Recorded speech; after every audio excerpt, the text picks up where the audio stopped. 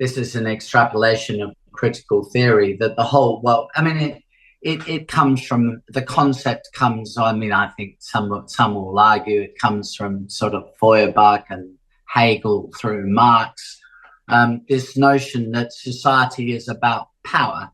That explains how society works, and there are power relationships and there's imbalance in those relationships. And I'm left-wing, so I think I need to rebalance those relationships and fight for the people who are, if you like, less powerful against the powerful. So in Marx's time, and this was the proletariat versus the bourgeoisie, as we know.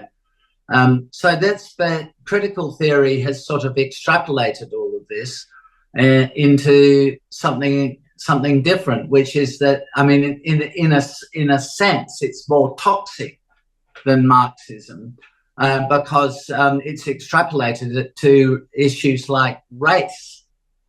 So if you are non-white in Britain, you are deemed to be a victim. And if you are white, you are, they love the term white privileged.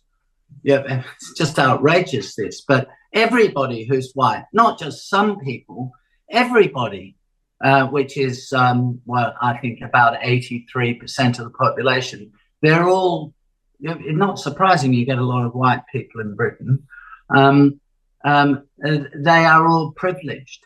And therefore, to be privileged is to be condemned, by the way. And people of colour are all oppressed.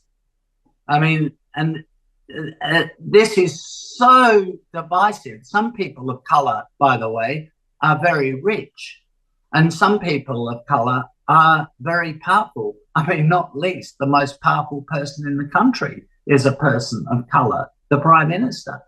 And so it's a complete nonsense. It's intellectually nuts. That's what I think it is. It's just completely nuts. But what is incredible is the way politicians have either embraced it or are frightened to criticise it because of the reaction I get. Of course, you get called a racist. I mean, I said this in Australia during the Voice campaign. So the focus of the pro-voice people was Indigenous people living in remote communities. What percentage of Indigenous people live in remote communities? It's something like 15%. Don't hold me to that, but it's something like 15%. And I appreciate there are all sorts of issues that need to be dealt with there. I've visited the remote communities and you know them incredibly well.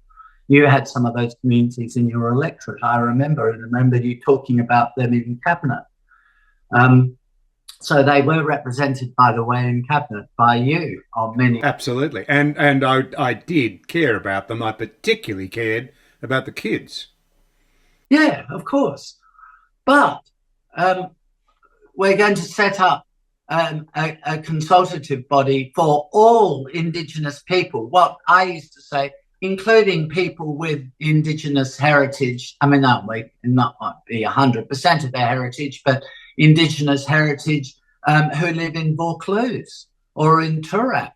I mean, who are millionaires, who are incredibly successful, powerful people in Parliament who are Indigenous.